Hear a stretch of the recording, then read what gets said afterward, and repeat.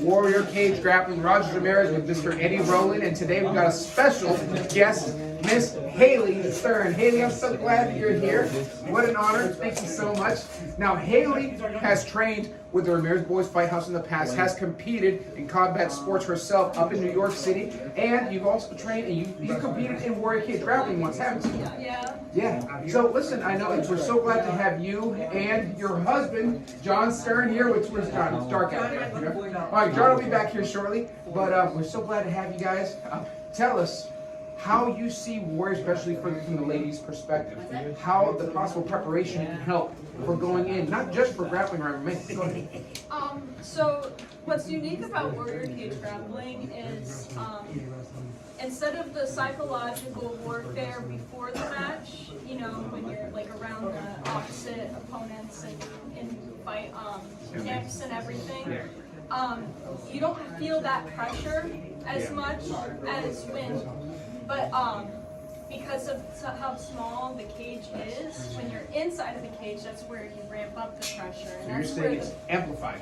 Yes, inside. But outside, I feel like we're all, you know, kumbaya for the most part. Fraternity, sorority, and there's another word. Camaraderie. Yeah, so it's a very intimate setting than I've experienced in the past. Definitely, it's a lot warmer.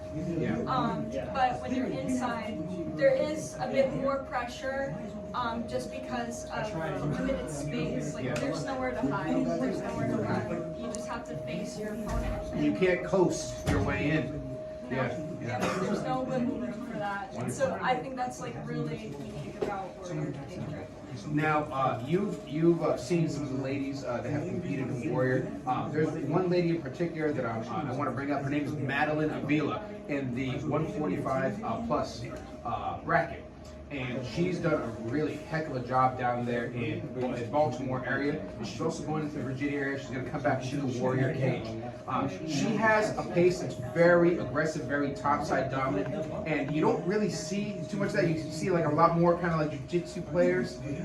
So I think you may have seen her down at Baltimore, the Baltimore show, with the dark hair.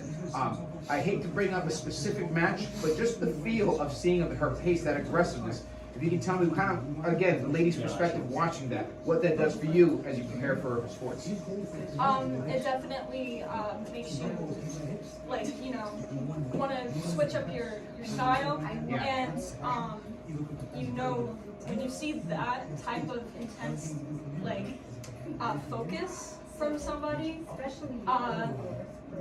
you know that you really want to step up your own game. That's wonderful. And being top dominant is like super important, especially in this setting. Absolutely. We're not going by points over here. We're going by submission. You can't get a submission, you know, being lackadaisical. Well, Eddie, that was actually my fight name. Eddie Laxadaisical. It's amazing. Oh my goodness. Well, thank you so much for your time. Miss Haley Stern, a big hand for her. Everybody, a big hand. It's the gloves. She doesn't like the gloves. I couldn't see them actually. Oh. Warrior Cage Grappling no hands. with Miss Haley Stern. Thank you so much.